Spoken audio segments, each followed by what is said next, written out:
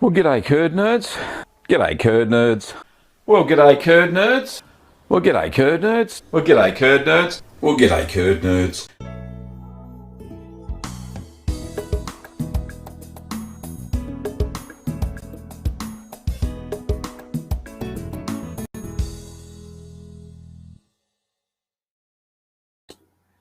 Well, g'day curd nerds and welcome to Ask the Cheeseman.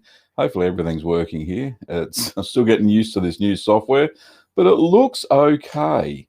Hopefully the audio is not too loud and that's all good.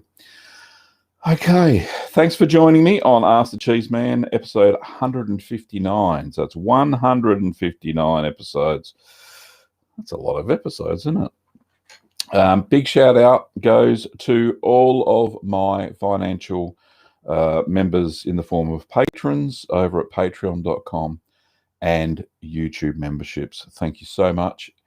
Everybody who's a YouTube member, if you're on YouTube, you can check out their names are in the chat and they're in green with a little cheesy icon next to it.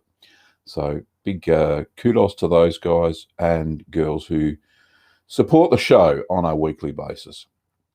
Okay, now you'll notice that the chat is very active today. It's lovely to see everybody. We've got so many people, which is absolutely fantastic.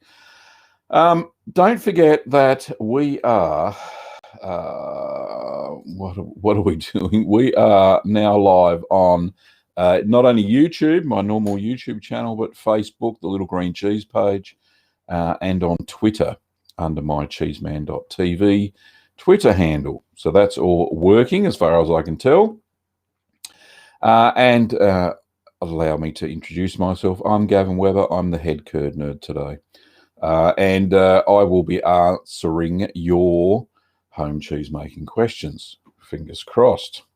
Without any curly ones, I hope. So, alrighty, let's just get rid of that and let's get rid of that. We all know who I am. Let's get rid of that. Go to the chat and we'll get from there. Okay.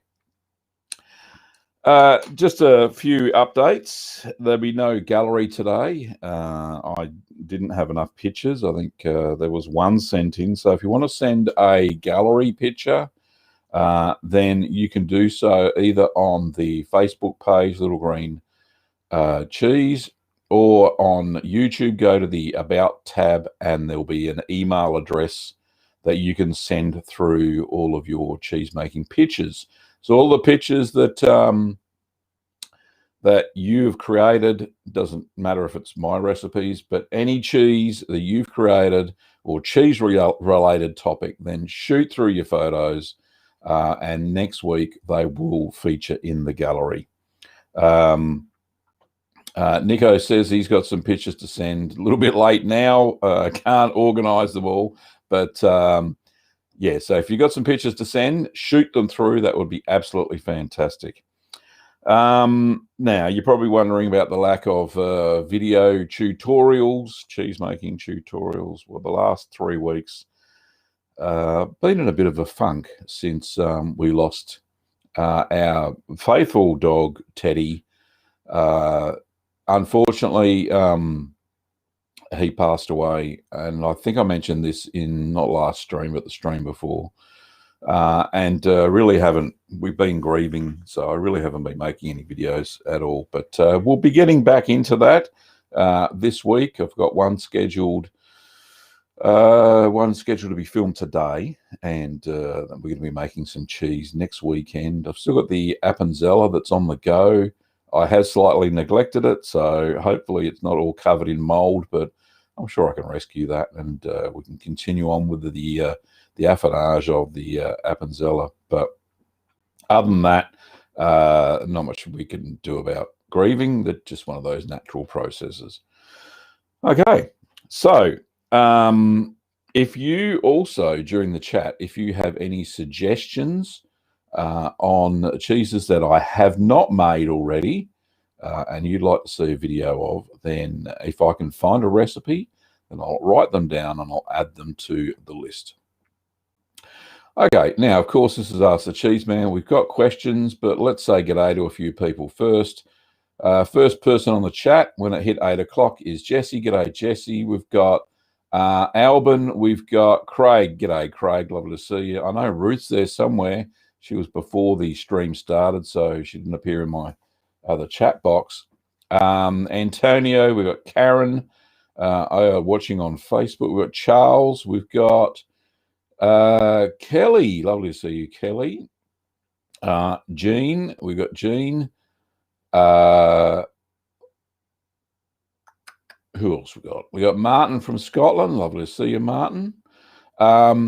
Monique from Sydney. G'day, Monique. And Megan. G'day, Megan. Well, CH, speaking in what looks like German, which I can't understand, so that'll be difficult. We got Brug from New Jersey. G'day, mate. How are you?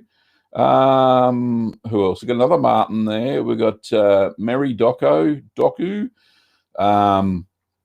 Jarwood, and Joseph, and who else we got? RY, Kevin. G'day, Kevin. Lovely to see you again, mate. We got Wendy. G'day, Wendy. Lovely to see you, away from country Victoria.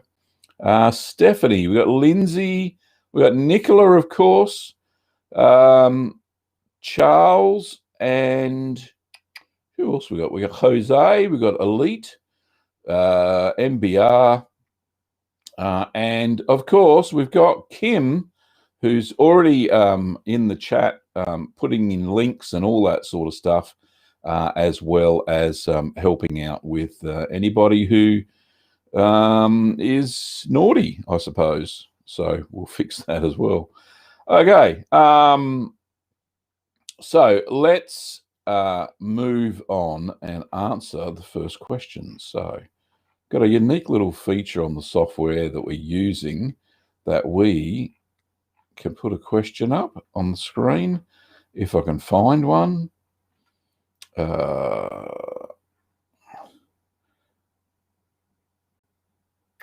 Let me have a look.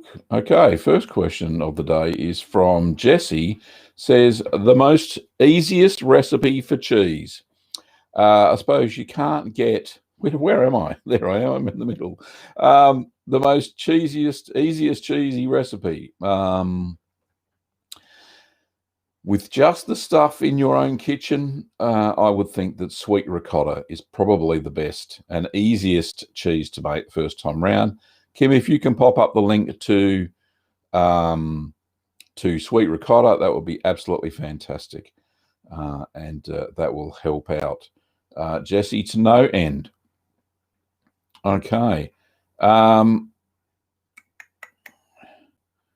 Next question is from Megan. Let's have a look. Megan says, getting my question in early. My kefili has turned out crazy salty. Is there a way to save it? Soak it, maybe. Your kefili is supposed to be salty. It depends on how much salt you rubbed on during the cheese making process. But yeah, one way to get rid of some of the salt, Megan, is to, if your cheese is fully mature or if it must be salty, you must have tasted it. So there is a way that you can get rid of some of the salt, and that is soak the cheese in milk, and the salt will be absorbed by the milk. So that's one way to get around it, or basically use it as a grating cheese, and grating cheeses are really salty as well. So there's a couple of suggestions. Maybe next time a little bit more light-handed on the salt, and that will help out. Okay, the next question is from Kevin, and it's a long one. Kevin says, hey Gav, made double cream brie about 2 weeks ago, and white mold forming great, but it started to get a little bit of blue mold. How can I get rid of it without destroying the white mold? Oh, it depends. If it's just a blue, if it's a couple of spots, Kevin, just scrape them off with a knife and then rub that little bit with vinegar. But that may inhibit the white mold growth.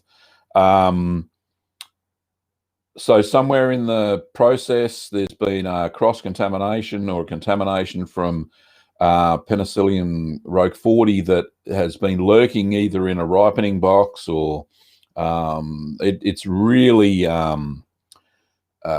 persistent. It's a persistent mold in the cheese making world, which is why commercial cheesemakers clean everything to the nth degree. So somewhere in the process, somewhere there's got some Penicillium roque 40 from an old make in there. So not much you can do about it. Except, spot check, I suppose, is what you can do. Lindsay states that, Lindsay says, "G'day, Gavin. Going to make raw milk Stilton this week." Well, best of luck, Lindsay. I hope that turns out. I think it'll be absolutely lovely. Another question from RY says, "How do you get the right humidity for brie or camembert cheese?" Okay. So I use ripening boxes. So they're just plastic boxes with a lid that have a mat in the bottom, so it elevates them slightly off the bottom of the plastic tub, so the cheese doesn't sit in any whey that's seeped out. And I also find that it's that seeping of the whey that creates enough humidity for the mold to grow on the outside of the cheese. Now, one thing with ripening boxes is that they don't have really good oxygen flow. So you will need to open up the box once a day during that initial 10 days of mold growth that you want on the cheese and introduce a bit of oxygen. All I do is open up the box, take out the cheese just on the mat itself. You can do that and just wipe the bottom of the box out. If you think it's not humid enough and there's not any condensation on the lid, which is a good indication there's a fair bit of humidity in there, then put a damp piece of cloth. Usually I just use a little piece of a cheesecloth that's been dipped in water and wrung out, and that'll create a bit of humidity as well. So there's a couple of ways. Okay, next question is from Charles, and Charles said, "Gavin, I did the mozzarella and it was perfect until I put it in the cold water and it started melting and getting creamy and changing the texture. Can you give me some hints, please? Thanks." So I think you're talking about the cold water after you've stretched it and everything. You only leave it in the cold water for 2-3 minutes till it cools down, and that's it, and then you take it out. You don't let it sit. So I believe you're talking about quick mozzarella, which is a quick and dirty way of making a pasta filata cheese using citric acid. It doesn't have all the properties of normal mozzarella, as we know. It doesn't like sitting in water. It melts. It goes flat the next day when it's in a container. Doesn't hold its shape. So if you want the perfect mozzarella, then you're going to have to make the traditional style, either with buffalo milk, which sits in a brine perfectly and doesn't melt, or use cow's milk. I do have a recipe, and Kim, if you can put that link up to the traditional mozzarella using cow's milk. Well, it's not traditional, but it's using cow's milk, which a lot of low moisture mozzarellas are made this way. You'll find most mozzarellas that you buy in a bag or from the supermarket are definitely from cow's milk. We've got a super chat, and oh, there we go. The light's going off. Fantastic. It's all happening. Let's get rid of that. Let's show that. That's from Wendy. And Wendy says, "Could I have a go at making goat's milk Valense, please?" Yes, Wendy, definitely. And thank you so much for your kind super chat. I will write that on my list. I'll have to get a special mold for it. Valense. Okay, cool. Now, I do have a recipe, and Kim, if you can find the link for it, then look for Bloomy Goat Blue, and you'll see very similar. All you have to do is leave the Penicillium roque 40 out of that recipe, and essentially it is a goat's milk Valençay. It's an ash-coated cheese. It's not in a little pyramid style, but I'll have to get some pyramid style molds. I don't have any, but yeah, that's the best way to do it. Okay, but fantastic. Thank you for the super chat, Wendy. Really appreciate it. Okay, let's have a look.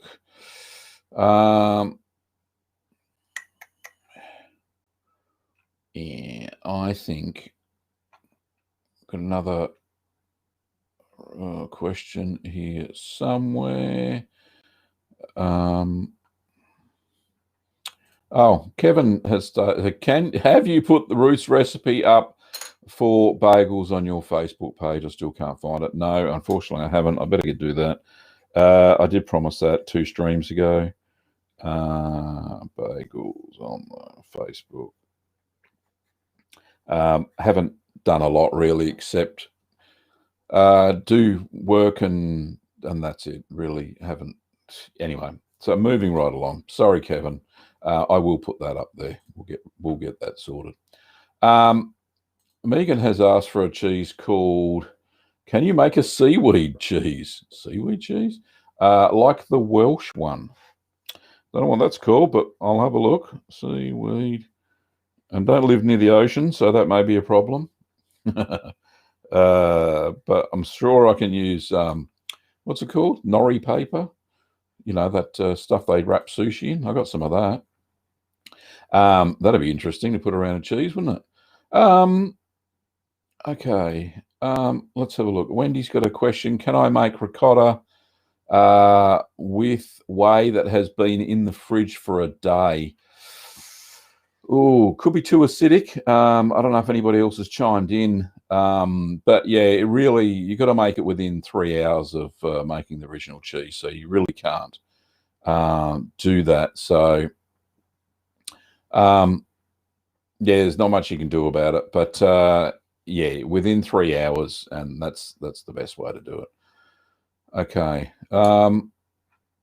Judy has a question. Says, looking at your recipe for blue farmhouse cheddar, you say it may need waxing after 1 month. How will I know? A couple of reasons I said that in that original video was because the blue mold growth was growing quite profusely, and in the ripening box it was starting to dry out a bit. I couldn't keep the humidity up for that cheddar style cheese, and that's the only reason I said you should wax it. But in the end I didn't. As you can see from my version, it had a nice blue growth. I cleaned all that off, and you probably saw the 5-minute cleaning thing going on there. But it definitely did taste fantastic. The marbling was beautiful. If you do wax it and you haven't got any of that marbling within the cheese, then it's going to stop, because Penicillium roque 40 needs oxygen. That's why we pierce the cheese with a steak or what have you, to get those the holes going through, so it can get into the fissures, and the blue mold just grows all the way through the cheese. If you wax it, it starves it of oxygen, and you don't get that blue mold growth. However, if it starts to get out of control, it's probably better, actually, instead of waxing it, that you could wrap it in foil. Is a good way to stop the moisture, or silver wrap is another one. We do sell a product like that on littlegreenworkshops.com. But yeah, there's a couple of ways you can do it. So not necessarily waxing. Maybe I shouldn't have said that. But anyway, thank you so much, Judy, for your question. Next question is, Ruth's got a statement. Let's have a look. It says, too late for today's gallery. I invented a cheese yesterday I'm calling candy corn. It's cheddar marbled with saffron infused. We will see how that comes out. Sounds very interesting. Sounds like a bit of a twist on the that Sicilian cheese, the saffron infused one with peppercorns. But sounds really good, Ruth. Well done. Well done, you. Okay. Let's have a look. Next question is from Sticks. I think that's how you say it. Hi, do you have a good rule of thumb for how much salt to use. Really depends on the style of cheese that you're making, but for semi-hard cheeses, you want at least 2% of salt by weight of the curds, especially if you're doing if you're milling the salt into the cheese. Between 2 and 2.7 is the rule of thumb, and that way you can avoid any bitterness in the cheese. Lack of salt usually causes bitterness within a cheese, and I find so many newbie cheesemakers don't salt their cheese enough. So you really do need to do that. Usually go follow the recipe, especially with brining. Brining is difficult to estimate. The best way I do it is, and again, it depends on the density of the cheese. If the cheese has been really heavily pressed, then I recommend in my videos what the brining time should be. And usually that's fairly spot on. There's been a couple of cases where I've made something like the fake camembert. I brined it for about an hour too long, and you could tell it was a little bit too salty, but the cheese was absolutely perfect. It was delightful. But yeah, use the recipes, and like I said, 2 to 2.7% of salt by weight of curds is the best rule of thumb. So thanks for your question, Sticks. Question from Kevin, and Kevin said, "Hi Gavin, I've made raclette, but it won't turn red or color at all. Over the air drying, the cheese do make this happen, or do you think I've killed the Brevibacteria somehow?" Possibly, Kevin. What you can do is make a simple brine solution, put a little pinch or 1/64th of a teaspoon of Brevibacteria linens powder, and sprinkle that into the simple brine solution. Give it a good stir, put it in a jar, clean jar, into the fridge, leave it overnight so the colony builds up a little bit. And then just using your hand, clean hand with no rings, just smear that all over the cheese, and put the little jar back into the fridge. Do that for 3 days and you will get your mold growth back, and it'll kick off and away she'll go. So I've done that before and it works well. Okay. Patricia, lovely to see you. Better late than never, but lovely to see you on the stream, Patricia. Okay. Next question is from Sticks again. Says, my recent quick mozzarellas have been pretty grainy. How do I avoid this? A little bit less acid. The more acid, the grainier the cheese is. So a little bit less acid and you should be sweet. Okay. The next question is from Starshot. It's a bit of a long one, but I'll read it out. Hey, Gavin. Good evening. I wanted to get back to cheese making, but the past 6 Gouda attempts have been unsuccessful. I suspect it was because of the rennet, but I don't know. It tasted awful. Okay, very difficult to diagnose without actually seeing what you've done. Look, a couple of things could be that you haven't brined it long enough. Not enough salt will cause it to taste bitter and all sorts of funky tastes, because the starter cultures don't have anything to limit their growth, and they will convert all the lactose into lactic acid and cause a lot of acid development there. So that's not good. So yeah, you can fix that with that. Possibly it could, well, don't know if it's the milk. If you drink the milk and it tastes all right, then it's fine. Just trying to think. Rennet, maybe not so much. Maybe the starter culture is not the right starter culture for your Gouda. So there's a few things to think of anyway. So have a go at those. All right. Another question from Starshot says, do you have any coated cheeses that are easy and foolproof to make? Coated cheeses, as in got something on the coating. Yeah, if you have a look at the original cream cheese recipe that I made, and Kim can find that, I actually put some herb coatings around the cream cheese logs that I made. I've also made a cheese ball out of cream cheese, which is absolutely fantastic. If you're talking about rubs, then you could do no worse. There's a really simple rub. Just make a farmhouse cheddar style and rub it with a little bit of olive oil and smoky paprika. Very nice indeed. It is easy to make, so and you rub it a few times, and some of that smokiness goes into the cheese. So try that. Okay. Another question. This is from Leah. Leah says, hi, I love your videos. Gave Greek feta a go, but it turned out very dry and rubbery. Followed your clip. Without any more information, Leah, very hard to diagnose that one. Ease off on the rennet. That'll stop it from being really dry and rubbery.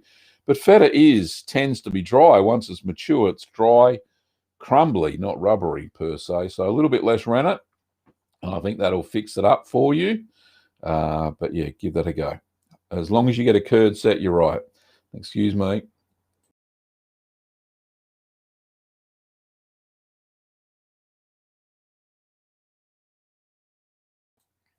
There we go. Microphone back on again. Sorry about that. All right. Let's have a look. Here's a strange one. This is from, I can't read the writing. It's funny. Sane Tessa, I think that says. What's your opinion on the anecdotal talk on cheese affecting one's dreams? Well, cheese has substances, mature cheese has substances within them called casomorphins. Casomorphins? Yeah. Yeah, that's right. Yeah. It's an opioid that gets developed during cheese making, which is why cheese is so addictive. Now, whether it affects your dreams or not, I don't find it does. I'm one of those people that don't remember their dreams in the morning unless they're super vivid and something like, an axe murderer, things going on and I'm getting killed, or you're falling. I remember those ones, but normal run-of-the-mill dreams, I just can't remember them, even when I eat cheese. So, no, I don't hold much credibility to the, if you eat cheese before going to bed, you have weird dreams that will affect your dreams. So, no. Okay, but if there's any scientific evidence out there, happy to bring that on board and have a look. Okay. Next question is from, here we go, Paul. And Paul says, making more cheese next week and wondering what yield should be expected from raw milk. I'm seeing a little less than a pound per gallon /4 litres. Well, that's exactly what it should be, Paul. Between 10 and 12%. Depending on the fat content of your cheese, of your milk, sorry.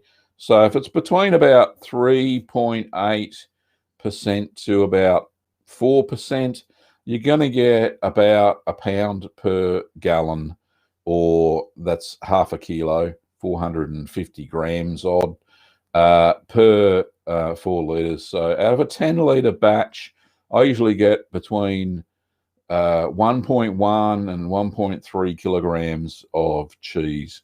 So that's your basic yield from cow's milk. Goat's milk, you'll get a higher yield. Sheep's milk, even higher. And buffalo's milk, off the scales, you'll get very good yield. So it depends on the milk you're using, the animal you're getting it from, and how much fat content and proteins it has within it. Okay, now Jose has a question saying, if I want to add chili to my Gouda cheese, at which point should I do it? Okay, so once you've drained the curd for the last time, just mix through your chili flakes through the curds before you put it into the mold. perfect time for adding anything to a cheese. Just make sure that the chili flakes have been rehydrated slightly. What I do is I tend to put in a couple of teaspoons of chili flakes into a cup of water and just boil that, simmer that on a little pan on the stove for about 15 minutes. And what I do is I add the chili water to the milk at the start of the make process, and then I add the chilies after they've been drained and put them into the curds during that part before putting them into the mold. So there you go. That's how you do it. Sondre says, hi, Gavin. I made Shropshire Blue 2 months ago, but last month of aging, it developed a faint ammonia and a strong manure smell. Is that safe or normal? Ammonia, yeah, that's no problems. Manure smell, that does smell a bit off. Anything that smells like it smells like manure, then probably not best to eat it. Especially if it's as strong as you say it is there. I had a little bit of ammonia smell. That was about it. Other than that, it turned out quite nice. Tasted, the blue part of it was so strong. Leave it air dried out of the ripening box for about a day or so. See if those odors are still there. Usually they go away. If those odors are gone and you put your nose up to the cheese and it smells, reasonable, then give it a crack. But if those odors don't go away after being air dried and letting, all those gases get off the cheese, then yeah, I certainly wouldn't make it. Kim's put a link to, what is it? Somebody's asked for what is a Camembert cheese. She's put a link there. Not sure where it is. Don't know where she's got the link, but yeah, thanks, honey. Appreciate it. Okay, Leah says, replying to Leah with raw goat's milk. Now, if I can remember what the question was to start with, not sure. Done about 10 questions it said. But yeah, sorry, Leah. Oh, so is that the one where you're saying the mozzarella was rubbery, maybe? Raw goat's milk. Yeah, ease off on the rennet. Okay. Crystal says, I made some black garlic. What type of cheese would you make with black garlic? Ooh, okay. Black garlic, is that really, it's been like roasted and it's very nice. I like it. Look, I would try a simple cheese, in a simple cheese.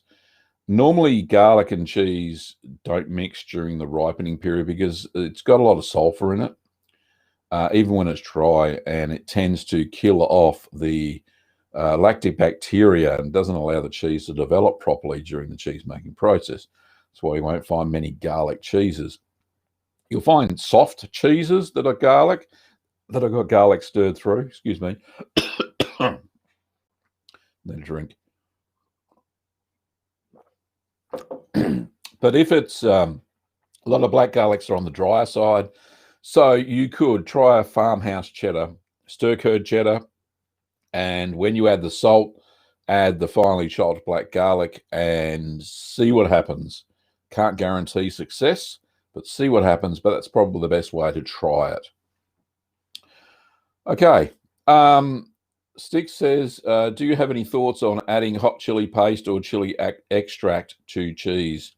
Indeed. If Kim can put up the link, if she hasn't already, to the triple pepper jack, then you'll see my thoughts on all of that sort of cool stuff going on.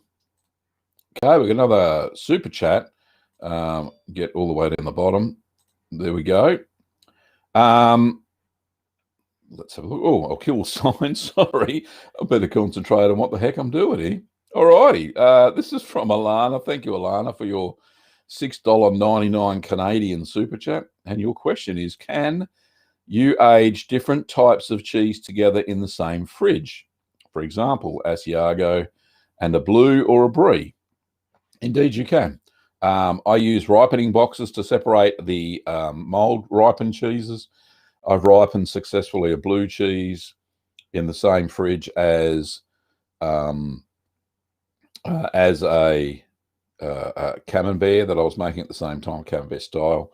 And there was no cross contamination, as long as you make sure you don't open the lid when it's in the fridge itself. If you're going to check out all that, if you're going to have a sneak peek of the cheese, pull it out of the cheese fridge, take it into the kitchen, away from the other cheeses. So, because mold spores are airborne and they will cross-contaminate any other cheese you've got in your cheese fridge. So keep them in the ripening box, keep the lids closed, and you won't have any contamination problems. I find that any contamination you normally get is when the ripening boxes aren't cleaned correctly. I run them through just a dishwasher, and then afterwards, then I'll sanitize them either in a weak bleach solution or I'll use white vinegar, and that gets rid of all the stuff. Okay. Thanks so much for your question.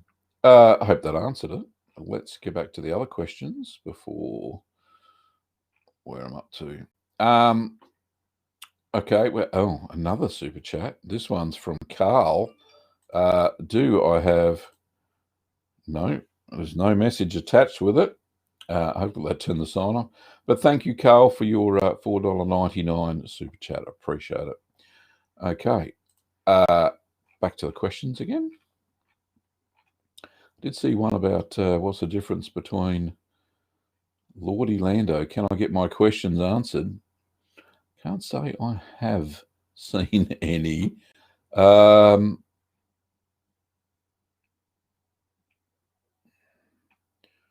are we?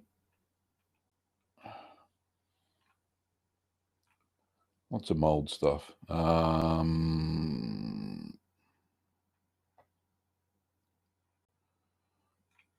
Sorry, I'm a bit lost on the questions. I will get to where they are. There's been so many of them. Right, here we go. Oh, Patricia, there we go. Doesn't all show on the screen, of course, but it says, hi, Gavin, the rinds. Is that the first question or the second question? That'll do. The rinds closed poorly on 2 tiny tilsets I made just over a month ago. I was very diligent about washing / mold control, and I wish to report they turned out just beautifully. Oh, well done. Well done, Patricia. You are a superstar as far as cheese making goes. Another question is this one's from Brendan. Brendan says, hi, Gavin, would you recommend using vacuum sealing or waxing or natural rind? Also, how come my cheeses taste bitter after dry and dry after aging? Good question. Why do they taste bitter? Usually because you're not adding enough salt. That'll do it every time. Salt is the cheesemaker's friend, and the right amount of salt, of course. Over salting causes very salty cheese, so there's not much you can do about that.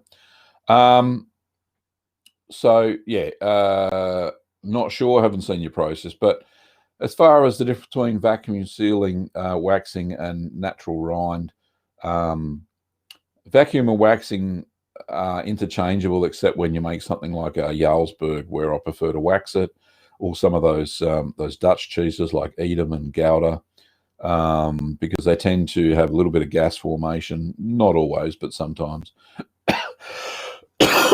But definitely the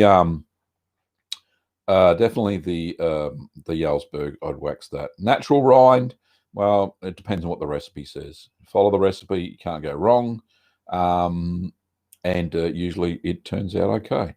But as far as vacuum packing, yeah, you can't reuse the plastic, whereas with waxing, you can reuse the wax. So, yeah, that's what I would recommend. Okay.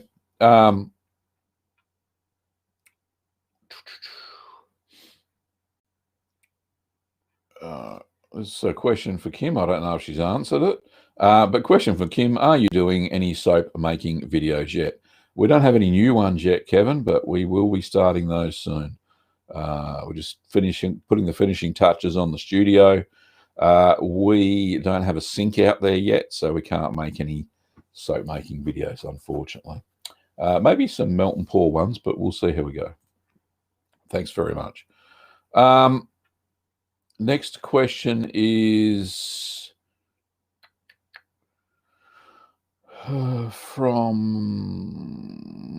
here we go, from Brendan. G'day, Brendan. What's your opinion on Epois? Will you ever make a video on it? It's very smelly. It's probably the smelliest cheese in the world. Don't think I'll be making it because Kim's not particularly happy when I make make cheeses that smell a lot. So maybe I won't be making that. Check out a very good either there's a Munster style that I've made, which is very similar. It's the German style Munster. Kim, if you can put the link up to that, that'll help out. Okay. Rachel says, we can't get fresh milk at the moment due to lockdown in the UK. Can we use regular full day milk to make halloumi with? Yes, you can. You can use regular store-bought milk to make halloumi with. Remembering all you have to do is add rennet and you'll get halloumi. Just follow the recipe. You should be fine, Rachel. Okay. Question from Gelar. I think that's how you say it. Sorry if I didn't pronounce that right. Gelara. I think that's how you say it. Gavin, can we keep mozzarella for longer? I've been keeping them both in leftover whey and salted water, but not sure which one's better. It depends on the mozzarella you've made. If it's quick mozzarella, then it doesn't really store very well in water, so there's not much you can do about it. But if it's low moisture mozzarella, like the cow's milk one that I made, then it doesn't really need to be stored in brine. It gets eaten straight away. And we've got a super chat going on. This is from Paul. Thank you, Paul, for your $20 super chat. I really appreciate it. Any plans for Greek manuri? It's made from Feta, whey, and goat's milk. My Greek wife is asking. No, I haven't heard of them. I haven't got a recipe for it, but I'll have to scour the interwebs and see. So it's made with Greek Feta, whey and goat's milk. I'll have a look for a recipe, see what I can come up with, but no promises. But thank you so much for your kind super chat. Really appreciate it. Okay. Brendan's got a question here. What is the difference between cheddar and white cheddar? White cheddar just does not have the annatto added to it. There you go. There's the difference. Very exciting. Annatto is just it's the liquid resulting from crushing up a seed and soaking it in water. It's a seed from a bush in South America, if I remember rightly.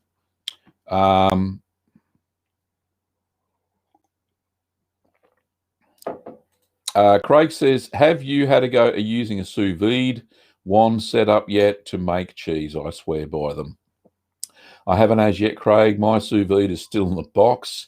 I'm ashamed to say I do have one, but yeah, I am very sorry. But yeah, the next few videos, I'm going to be trying that out. There's lots of stuff I want to try out. Just got to get the time to do it. And the motivation after this, the loss that we had of our doggo. But anyway, let's have a look. Where are we? A lot of stuff going out.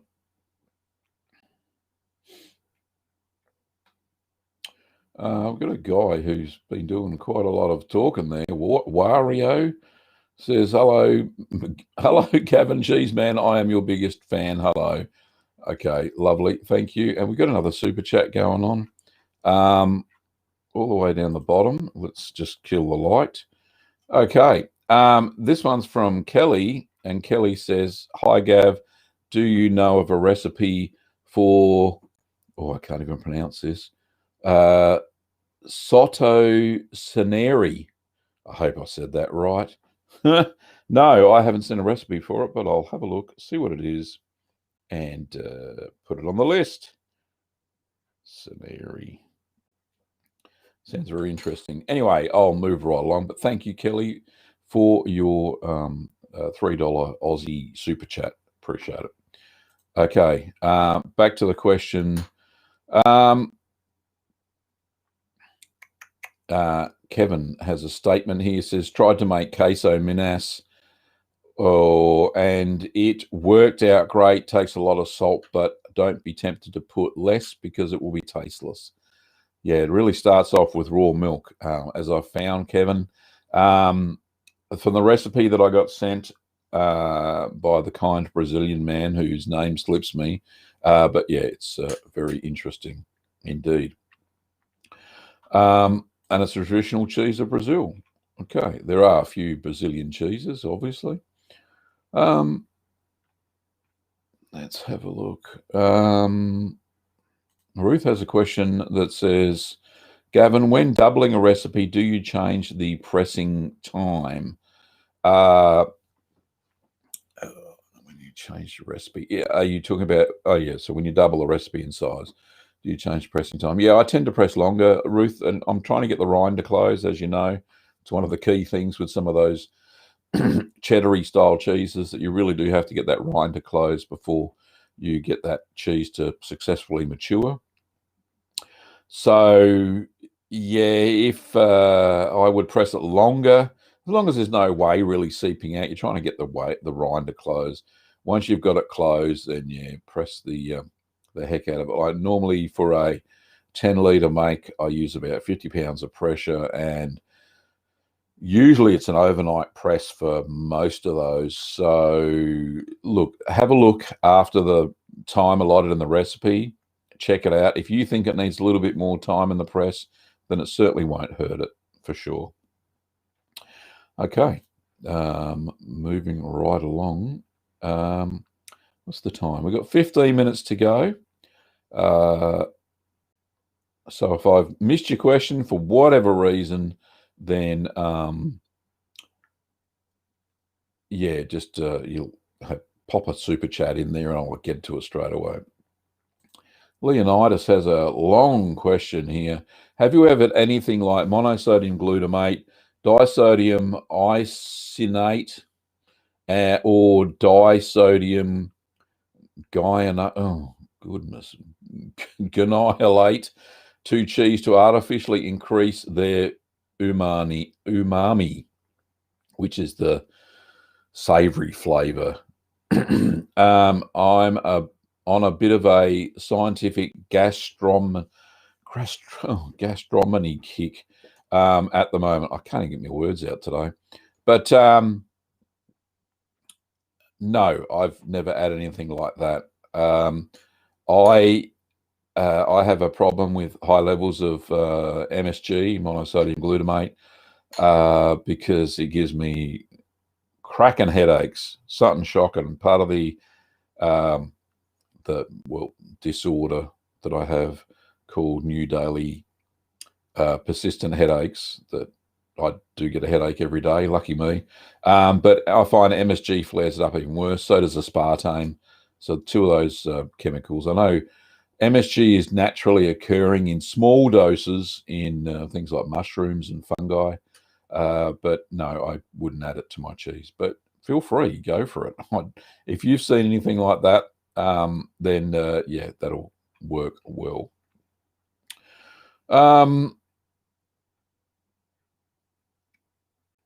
Let's have a look. Got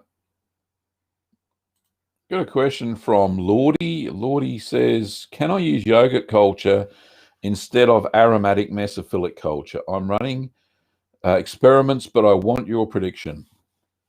Yogurt culture is a thermophilic culture, so totally different than aromatic mesophilic. Usually it also has Lactobacillus lactis bulgaris, which is a high acid developing culture, as well as Streptococcus thermophilus, which are the two main yogurt cultures.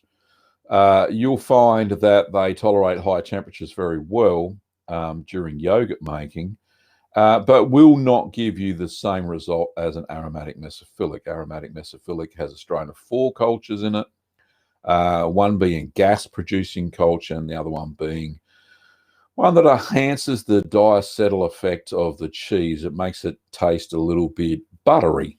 So totally different. I wouldn't even interchange them. Your results will be unusual. So there you go. Question from Judy says, one face of each of 2 baby blues became sticky and slimy after 10 days after being in the maturing box. The other faces and size are perfect. Your thoughts?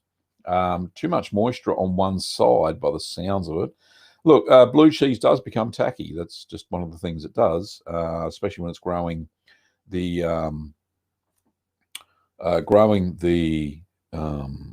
blue mold. Just before you start seeing blue mold growth, it gets a little bit tacky. I've noticed that, that's for sure. So yeah, it's probably a little bit moister as well, the bottom side usually. So maybe air dry it for a day, and that'll get rid of a little bit of that tackiness. But yeah, look, those blues do feel a little bit tacky. You'll find that the tacky side actually grows the mold faster. That's what I find anyway. Thanks for your question, Judy. Next question. Let's have a look. Brendan says, are there any safety precautions that should be taken when making cheese with raw milk? It depends. If you reckon that the source of milk is clean, it's been handled well by the person that's milked the cow, and you've got it in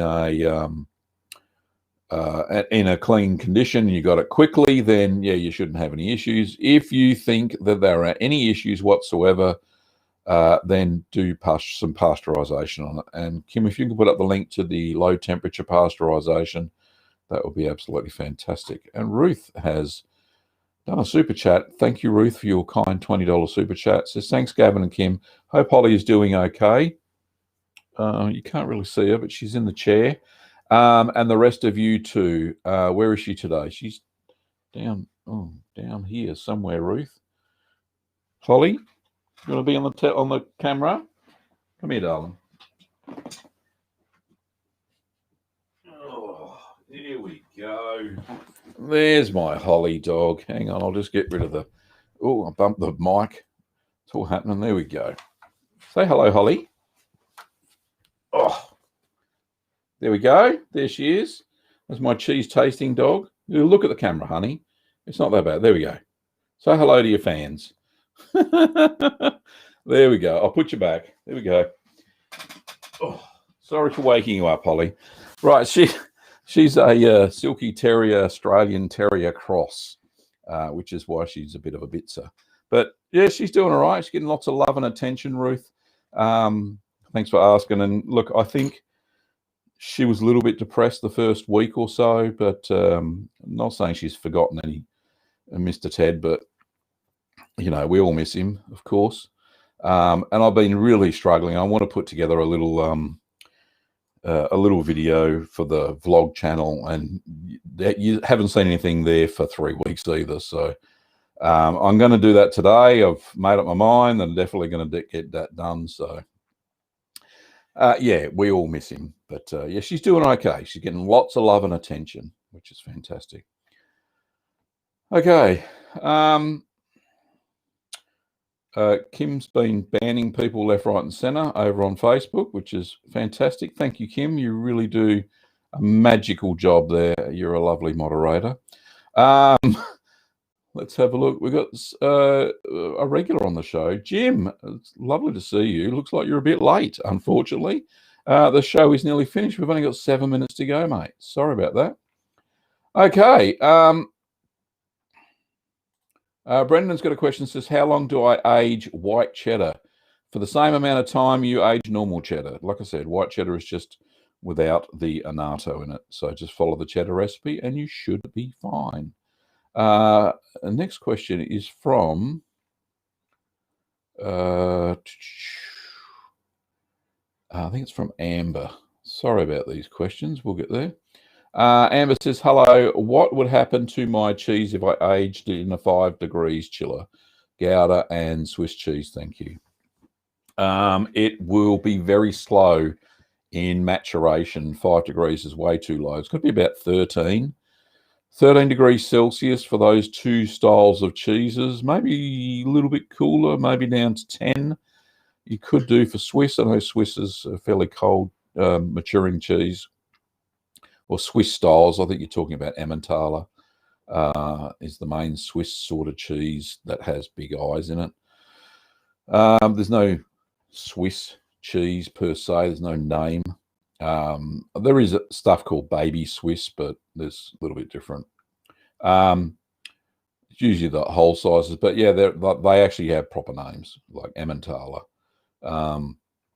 Anyway, so yeah, it just matures slower at the lower temperature.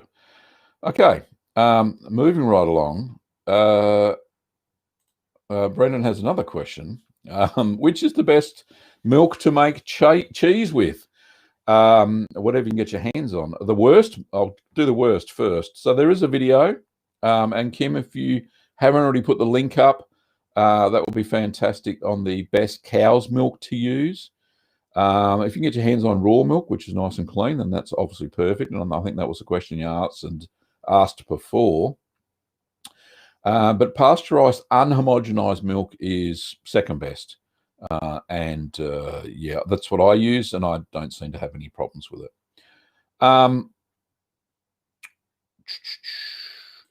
Lordy says, hey, Gavin, another question. Would you recommend any homemade alternatives to aromatic mesophilic culture?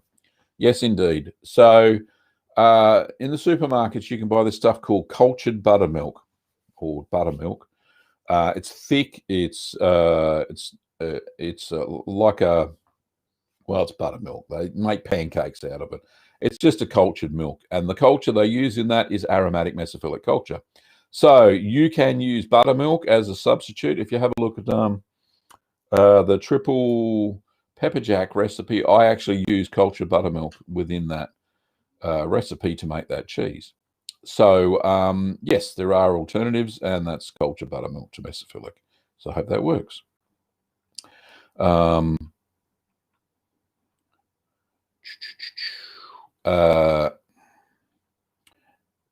Karen's got a good statement, I think, in reply to Brendan before. I work with raw milk, age 60 days minimum. Make sure you share with people, make sure people you share it with know it is raw milk, indeed. Another good question is from Burak. Says, hi, Gavin, what's the differences between Penicillium roqueforti? Oh, sorry. I'll start again. What are the differences between Roquefort, which is a French sheep's cheese, and Gorgonzola, which is an Italian cow's milk cheese? There you go. I think that may be the difference. Roquefort uses bacteria called Penicillium roqueforti, and Gorgonzola uses a blue mold called Penicillium glaucum. I think that's how you pronounce it. Yeah, they're both different. And Gorgonzola has two variations, Gorgonzola dolce and Gorgonzola picante, which all depends on the aging of the cheeses as well. There you go. There's the differences. One's made with sheep's milk and one's made with cow's milk. Okay. Next question, and I think, let's have a look. We've got 2 minutes to go. Kim's putting the links up. Is there anything? No more questions that I can get to that are quick. So thank you so much, ladies and gentlemen, and all my curd nerd friends out there. for watching the stream today and asking all the questions. We had so many people on. It was amazing. I couldn't believe it. And there were some cheeky people in the chats. So sorry about that, but it happens. This is the way it is. It's the platform we're on. Yeah, if you want to buy any merch like the cup and I'm not going to show the whole t-shirt, but that t-shirt, or there's lots of t-shirts, pop over to Little Green. No, where are we going? We're going to cheeseman.tv. No, we're not. What are we doing? Kim, where's the merch? I don't even know if that's the right link. There's a merch shelf on YouTube. Go and check that out. It's probably the best place. We'll go to Teespring and look for Cheeseman TV. And you will find it. You can also support us financially to keep the show going, of course. And you can pop that over at patreon.com /greening of Gavin, or you can go and hit the YouTube join button. No obligation at all. But thank you, everybody. Appreciate it. We'll get the cheese videos flowing soon and keep it going. But thank you to the lovely Kim for moderating today. It's been a bit of a chore, that's for sure. Anyway, thanks for watching, Curd Nerds, and I will see you next time. See you later.